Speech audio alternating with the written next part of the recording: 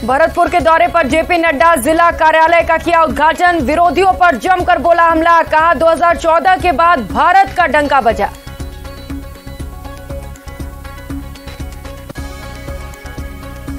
Uniform civil code को लेकर फारूक अब्दुल्ला का बड़ा बयान, कहा मुसलमानों का अपना शरीयत कानून, यूसीसी से न आ जाए कहीं तूफान।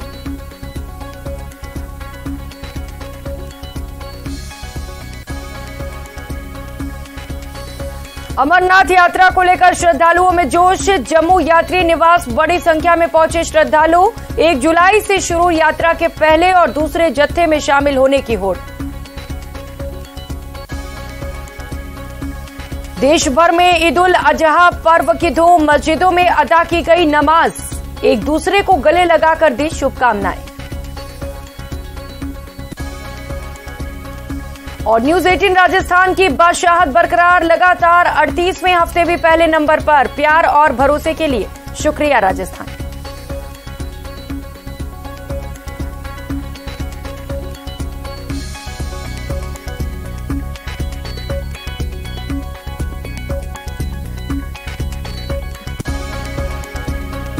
के प्रायोजक एक अनोखी खुशबू ब्लैकस्टोन अगरबत्ती।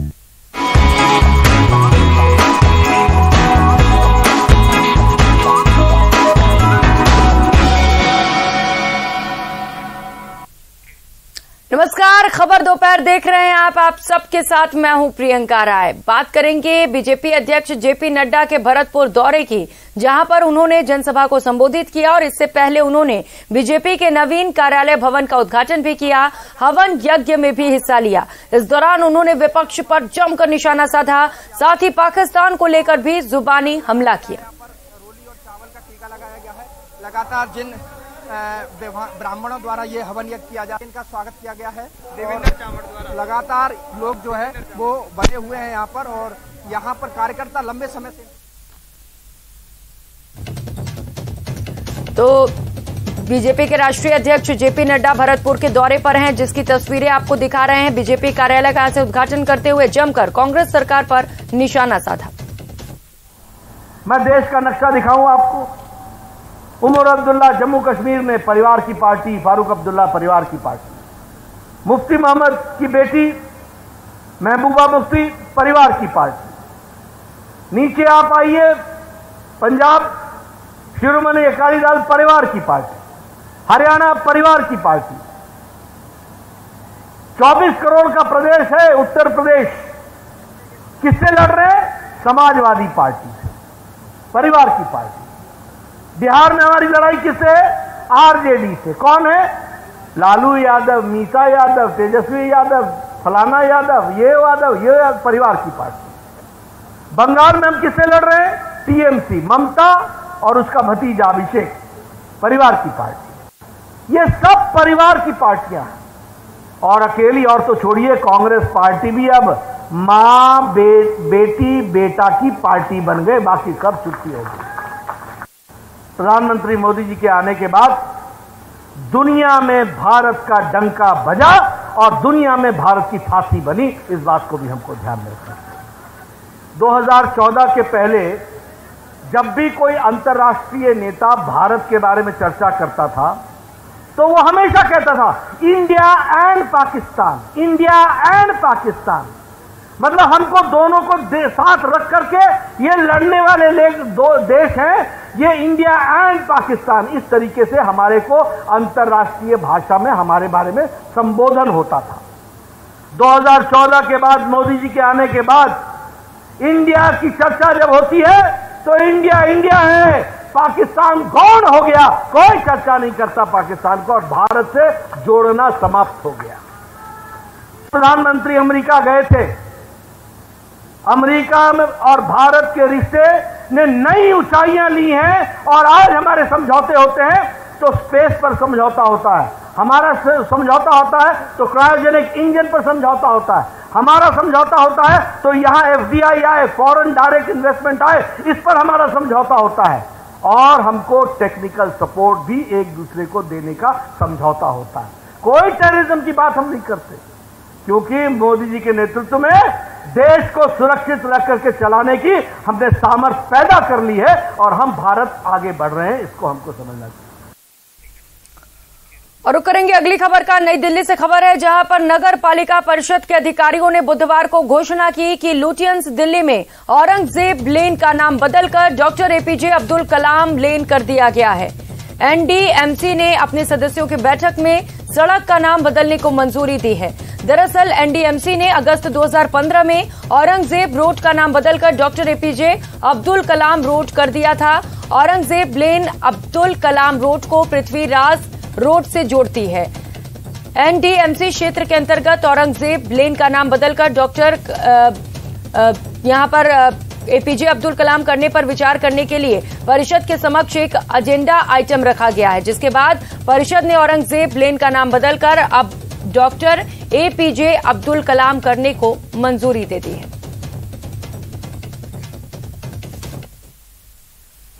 देश की राजधानी दिल्ली स्थित लुटियंस जोन की औरंगजेब लेन सड़क का नाम बदलकर अब देश के पूर्व राष्ट्रपति डॉक्टर एपीजे अब्दुल कलाम के नाम पर कर दिया गया है। दरअसल एनडीएमसी ने बीते दिन ये प्रस्ताव पारित किया है। मेरे पीछे आप बोर्ड देखेंगे, ये औरंगजेब लेन है जो doctor APJ Abdul Kalam road को पृथ्वीराज रोड से जोड़ती है। एनडीएमसी ने बीते दिन ये प्रस्ताव पारित कर दिया। 2015 में जिस सड़क पर इस वक्त मैं मौजूद हूं, इस सड़क का नाम औरंगजेब रोड था, लेकिन इसका नाम बदलकर doctor APJ Abdul Kalam road कर दिया था। उसके बाद से लगातार ये मांग उठ रही थी कि आखिर क्यों औरंगजेब के नाम पर दिल्ली में कोई लेन है। तो अब इस लेन का नाम बदलकर doctor APJ Abdul Kalam name कर दिया गया है। एनडीएमसी के उपाध्यक्ष सतीश उपाध्याय ने बताया कि हम महापुरुषों का सम्मान करना चाहते हैं। लोग लगातार इस तरीके की मांग कर रहे थे कि देश के सपूत, देश के बेटे डॉक्टर एपीजे अब्दुल कलाम के नाम पर औरंगजेब लेन होनी चाहिए। और ये सिर्फ राष्ट्रीय राजधानी दिल्ली में ही नहीं, बल्कि देश के कई राज्यों में चल रहा है, जहां नाम बदलने का जो सिलसिला है वो लगातार जारी है। बीते दिनों हमने महाराष्ट्र में देखा कैसे सीलिंग का नाम वीर सावरकर सेतु कर दिया गया। उत्तर प्रदेश के तो कई शहरों का भी नाम बदल दिया गया था। ऐसे में बीजेपी के जो यहाँ नेता हैं वो लगातार पिछले 3-4 सालों से ये मांग उठा रहे थे कि इस औरंगजेब लेन का नाम बदलना चाहिए। और अंततः बीते दिनों एनडीएमसी ने बैठक कर प्रस्ताव पारित किया। सतीश उपाध्याय ने भी बताया कि 2015 में औरंगजेब रोड का नाम बदल दिया गया था, अब औरंगजेब लेन का नाम बदला है। कैमरा पर्सन प्रकाश के साथ शिवम प्रताप, नेटवर्क 18, दिल्ली। और खबरों में आगे बढ़ेंगे। 1 जुलाई से शुरू होने वाली अमरनाथ यात्रा के लिए यात्री निवास जम्मू में बड़ी संख्या में उमड़ रहे हैं। यात्रियों का पहला जत्था कल सुबह यात्री निवास जम्मू से रवाना होगा। जम्मू पहुंचने वाले यात्री काफी उत्साहित दिख रहे हैं। अमरनाथ यात्रा के दौरान श्रद्धालुओं की सुरक्षा के साथ साथ सेहत पर भी ध्यान केंद्रित किया गया है। इसके लिए पर्याप्त स्वास्थ्य ढांचे के साथ निर्धारित फूड मेन्यू भी तय किया गया है। यात्रा ट्रैक पर जंक और फास्ट फूड नहीं परोसे जाएंगे, बल्कि सादा और पौष्टिक आहार उपलब्ध करवाया जाएगा। श्री अमरनाथ श्राइन बोर्ड की ओर से जारी फूड मेन्यू लंगर संगठन, फूड स्टॉल्स, दुकानों और अन्य प्रतिष्ठानों पर भी लागू रहेगा।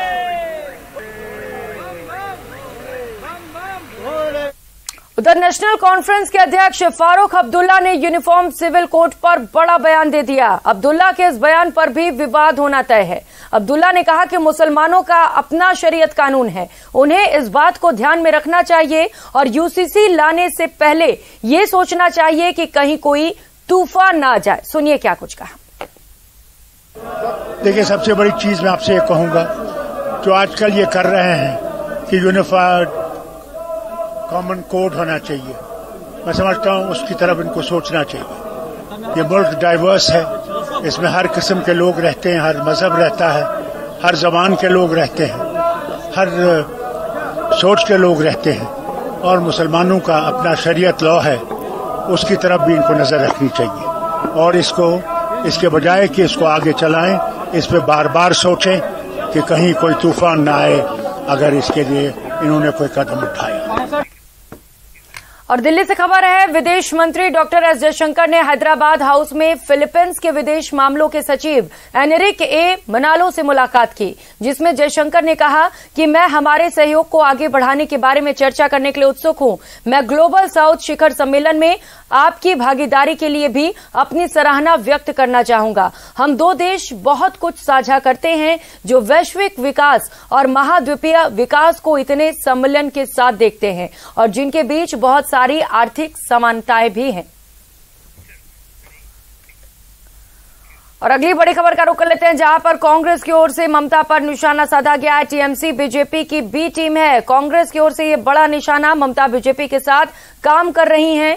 कांग्रेस प्रदेश महासचिव विक्टर की ओर से ये बड़ा बयान सामने आया है। पश्चिम बंगाल के प्रदेश महासचिव का ये बयान सामने आया है। टीएमसी पर कांग्रेस ने निशाना साधा है। भतीजे अभिषेक बनर्जी पर भी इस दौरान निशाना साधा गया। आपको बता दें कि विक्टर पश्चिम बंगाल के चाकुलिया के पूर्व विधायक हैं, जिन्होंने ममता पर दोहरा चरित्र का आरोप लगाया है। बालू माफिया और कोयला माफिया के साथ उनके भतीजे अभिषेक बनर्जी की साठगांठ होने का भी आरोप लगाया गया।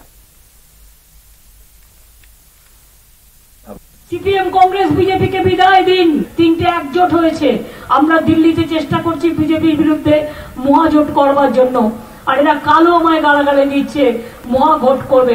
মহাজোট আমি ভেঙে দেবো, মহাজোটই হবে দিল্লিতে, আর বাংলারটা আমরা করব। क्योंकि बंगाल में वो बीजेपी की बी टीम बन के काम कर रही है। 24 का चुनाव हम बीजेपी के खिलाफ लड़ेंगे और हमारे बीजेपी के खिलाफ जो हमारी लड़ाई है वो हमारी लड़ाई जारी है।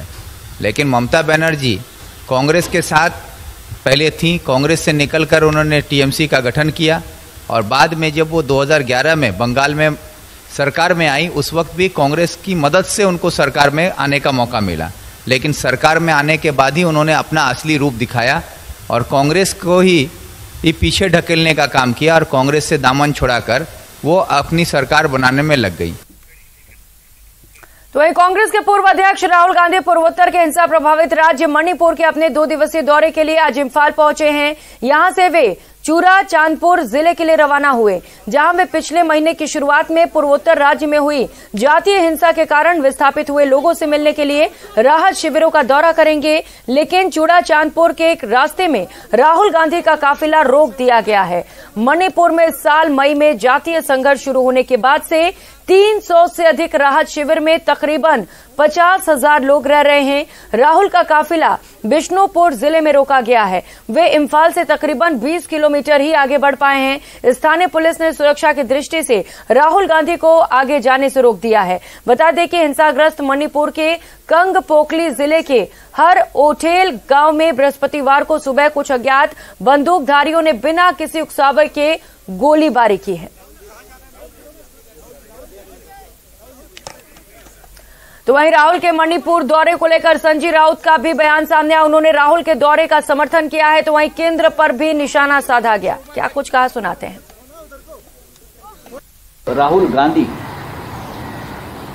मणिपुर में जाते हैं, वहां के लोगों से डायलॉग या संवाद करते हैं, उनकी बात सुनते हैं और उसमें से कोई शांतता प्रस्तावित होती है तो राहुल गांधी की मणिपुर विजिट का हम स्वागत करते हैं। राहुल गांधी जी से हम ये भी अपील करेंगे, आने वाले दिनों में आपके नेतृत्व में आप मणिपुर में ऑल पार्टी डेलीगेशंस लेके जाने की कोशिश करें। अगर भारतीय जनता पार्टी उस डेलीगेशन में नहीं आना चाहती तो उनकी बात, लेकिन इस देश में और भी पॉलिटिकल पार्टीज है जो देशभक्त पार्टी है, वो आपके साथ मणिपुर आ जाएंगे। उधर रांची के खादगढ़ा स्थित बस स्टैंड में खड़ी 2 एसी बस में आग लग गई। देखते ही देखते दोनों बस में आग धू कर जल उठी। आसपास खड़ी दूसरी बसों में भी आग लगने का खतरा बढ़ गया। हालात को काबू में करने की लगातार वहां पर कोशिशें की जा रही हैं। रांची पुलिस की टीम आग बुझाने की कोशिश कर रही है। तो बस स्टैंड में 2 एसी बस खड़ी थी और वहां पर आग लग गई है। हालांकि ये जांच का विषय है कि आखिर ये आग लगी कैसे, लेकिन सबसे पहले फिलहाल वहां पर ये कोशिशें की जा रही हैं दमकल विभाग की ओर से, दमकल की टीम की ओर से, कि जल्द से जल्द आग पर काबू पा लिया जाए। उधर महबूबा मुफ्ती ने श्री श्रीनगर के दरगाह हजरत बल में ईद की नमाज अदा की। महबूबा ने सैकड़ों महिलाओं के साथ ईद की नमाज अदा की। महबूबा ने कहा कि उन्होंने अल्लाह से ये मांगा है कि सभी लोग सुरक्षित रहें, लोगों की कुर्बानी कबूल करें, सभी लोगों की गुनाहों को माफ करने की दुआ मांगी है। महबूबा ने दुआ में ये भी मांगा है कि कश्मीर को मुश्किलों से बाइज्जत बाहर निकालें। उन्होंने और क्या कुछ कहा, सुनिए। ईद है तो क्या पैगाम रहेगा आपका? हम अपनी तरफ से सारे जो अहले इस्लाम हैं उनको इस ईद की मुबारकबाद देते हैं और अल्लाह ताला से दुआ करते हैं जो कुर्बानी दी सब लोगों ने इस वक्त इस ईद के मौके पे उसको कबूल फरमाए, हमारे गुनाहों को माफ फरमाए और जिस मुश्किलात में जम्मू कश्मीर इस वक्त फंसा हुआ है इस मुश्किल दौर से हमें बाइज्जत तरीके से बाहर निकाले। सोशल मीटिंग के बारे में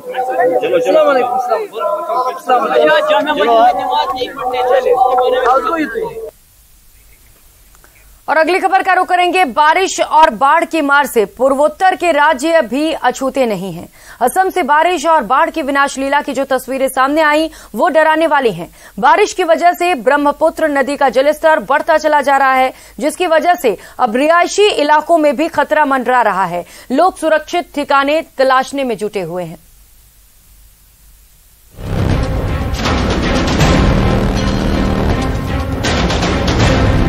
असम पर आसमानी आफत।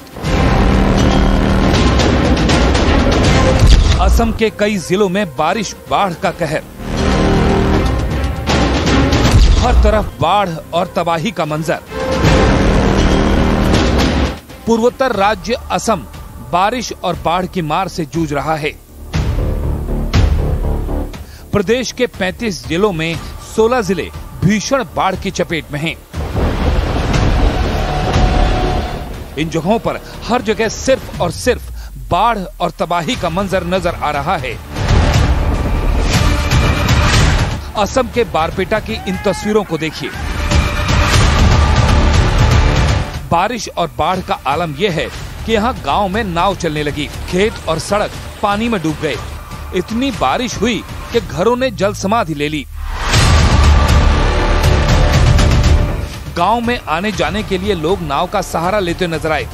इस गांव में जहां मोटरसाइकिल चलती थी, गाड़ियां चलती थी, अब वहां जाने का एक ही जरिया बचा है और वो है नाव। नाव में बैठकर ही लोग एक जगह से दूसरी जगह जाने को मजबूर हैं और अब अपना सुरक्षित ठिकाना तलाश करने में जुटे हैं। बाढ़ में फंसे लोगों के लिए सड़क किनारे राहत कैंप बनाए गए हैं, जहां गांव में रहने वाले लोगों और मवेशियों को भी रखा गया है। इसके साथ ही रेस्क्यू ऑपरेशन के लिए और नाव भी तैयार की जा रही हैं। साथ ही बाढ़ प्रभावित लोगों के लिए खाना पीना और दवाओं की भी व्यवस्था की गई है।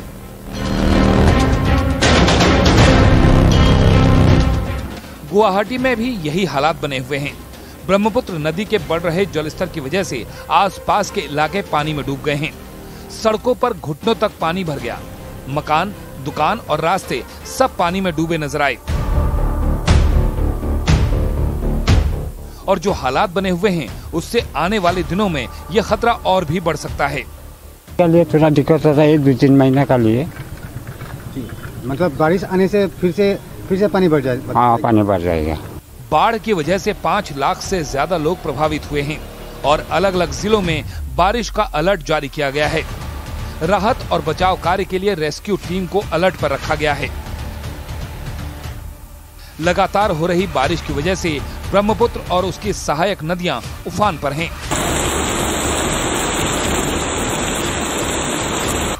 जिसकी वजह से तटीय इलाकों पर खतरा मंडरा रहा है। और अगर बारिश यूं ही जारी रही तो आने वाले दिनों में हालात और भी भयावह हो सकते हैं।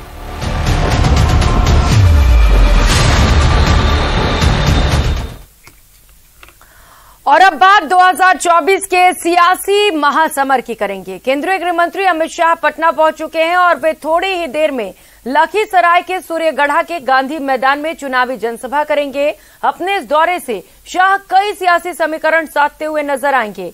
एक तरफ वो अशोकधाम मंदिर में पूजा अर्चना करेंगे तो दूसरी तरफ सूर्यगढ़ा गांधी मैदान में विशाल जनसभा को संबोधित भी करेंगे। लखीसराय का ये इलाका मुंगेर लोकसभा क्षेत्र में आता है और सियासी नजरिए से काफी संवेदनशील भी है। अभी यहां से लल्लन सिंह सांसद हैं और जेडीयू के राष्ट्रीय अध्यक्ष हैं। अभी तक यहां से एनडीए के सहयोगी दल ही चुनाव लड़ते आए हैं।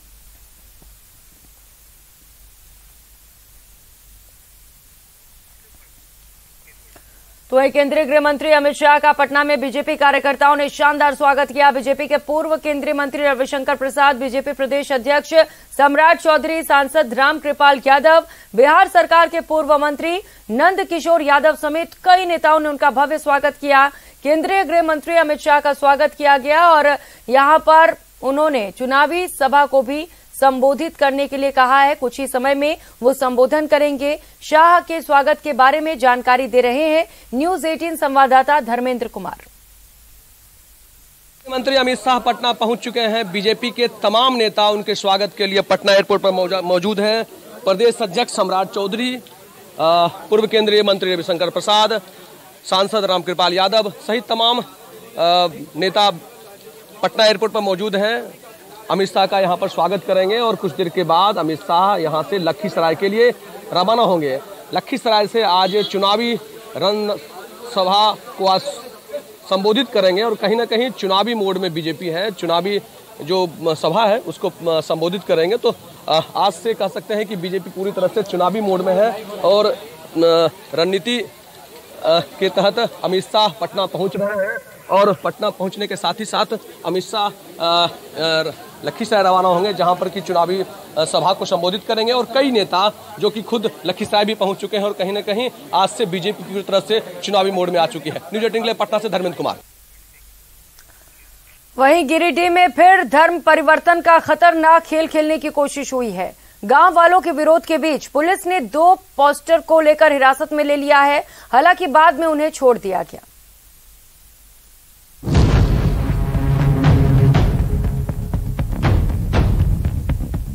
साल बहियार गांव के इस घर में 4 साल पहले तक सरहुल पर बड़े धूमधाम से मनाया जाता था।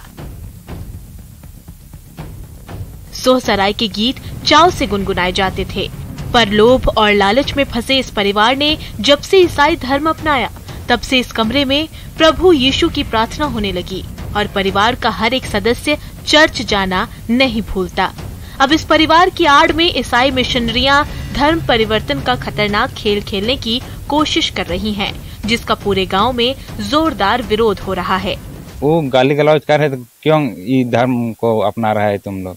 अच्छा, इस तरह बोल के। अच्छा, तो हम लोग कई वर्षों से मान रहे हैं, हम लोग मतलब क्या बोलते हैं, मान रहे हैं, ईसाई धर्म को मान रहे हैं। प्रार्थना सभा कर रहे थे तो इसी में गुतिया भाई आया कि दूसरा धर्म को अपना रहा है तुम लोग, कोई बहला फुसरा के तुम लोग को उधर ले जा रहा है। अच्छा, आप लोग पहले से ईसाई धर्म को मान कब से मानते हैं? 30 से ज्यादा घर वाले साल बहियार गांव में ज्यादातर सरना आदिवासी परिवार रहते हैं, पर जब से प्रदीप बास्के के परिवार ने ईसाई धर्म अपनाया है तब से इस गांव की गलियों में ईसाई धर्म प्रचारकों का आना जाना शुरू हो गया है। अक्सर प्रार्थना सभाएं होने लगी हैं और दूसरे गांव वालों को भी सरना छोड़कर ईसाई धर्म अपनाने का प्रलोभन दिया जा रहा है। बुधवार को देवघर और जमुई से आए 2 पास्टर इस घर में प्रार्थना सभा कर रहे थे। धर्मांतरण करने के लिए कुछ लोगों का ब्रेन वॉश करने की कोशिश हो रही थी। तभी आसपास रहने वाले सरना धर्मावलंबी वहां आ धमके और हंगामा शुरू हो गया। इसी दौरान गिरिडीह पुलिस ने 2 पास्टर को हिरासत में ले लिया, पर बाद में दोनों को छोड़ दिया गया। हमारा सास ससुर जो था वो बहुत दिन से तबीयत उन लोग का खराब होता था, वही के लिए पास्टर जो था वो आया था तो प्रार्थना के लिए। तो यहाँ जो सीताराम बास्के जो बोल रहा है कि इन लोग जबरदस्ती धर्म करवा रहा है। ईसाई मिशनरियां देवरी के पिछड़े और गरीब गांव में धर्म परिवर्तन का खेल अक्सर खेलती रहती हैं, पर जब तक जागरूकता नहीं फैलेगी तब तक ऐसी साजिश पर रोक लगाना आसान नहीं है। अगल बगल वालों का कहना है कि यहाँ पे धर्मांतरण हो रहा था, जिसका विरोध किया गया और मामला थाना तक पहुंचा और पुलिस ने 2 लोगों की गिरफ्तारी की है, जो एक बिहार के चकाई के रहने वाले हैं और दूसरा देवघर के जसीडी के रहने वाले हैं। गिरिडीह से न्यूज 18 के लिए मैं एजाज अहमद। इस बीच मिल रही एक और बड़ी खबर का जयपुर से बड़ी खबर है, जहां पर पीएचईडी के महाभ्रष्टाचार का मामला और इस मामले में बड़ा अपडेट आपको बता दें। पीएचईडी जयपुर कार्यालय से भ्रष्टाचार से जुड़ी कई फाइलें गायब बताई जा रही हैं। मैसर्स गणपति, मैसर श्याम ट्यूबवेल कंपनी से जुड़ी कई फाइलें गायब हो गई हैं। टेंडर्स की सभी फाइलें गायब हुई हैं। पीएचईडी कार्यालय से बताया जा रहा है कि तमाम फाइलें गायब हुई हैं। बड़ा सवाल यह है कि ये फाइल्स आखिर किसने गायब की। भाजपा सांसद डॉक्टर किरोड़ीलाल मीणा ने इन्हीं फाइलों पर गंभीर आरोप लगाए थे। जेजेएम में 20,000 करोड़ के भ्रष्टाचार से जुड़ी ये तमाम फाइलें गायब हो गई हैं। जलदाय विभाग के अधिकारी और कर्मचारियों की भूमिका संदिग्ध बताई जा रही है। ठेकेदार और इंजीनियर्स की भी मिलीभगत की आशंकाएं जताई गई हैं। फाइलें गायब होने पर पीएचईडी एसीई रमेश मीणा ने नोटिस भी जारी कर दिया है। सर्च नोटिस के जरिए अब इन फाइलों की तलाश की जा रही है। पीएचईडी जयपुर क्षेत्र 2 से सभी फाइलें गायब हुई हैं। तो इससे पहले ही सांसद किरोड़ीलाल मीणा ने यहां पर भ्रष्टाचार की आशंकाएं जताई थी और अब कई फाइलें गायब हो गई हैं। इस बुलेटिन में फिलहाल इतना ही। खबरों का सिलसिला जारी है, आप बने रहिए हमारे साथ। नमस्कार।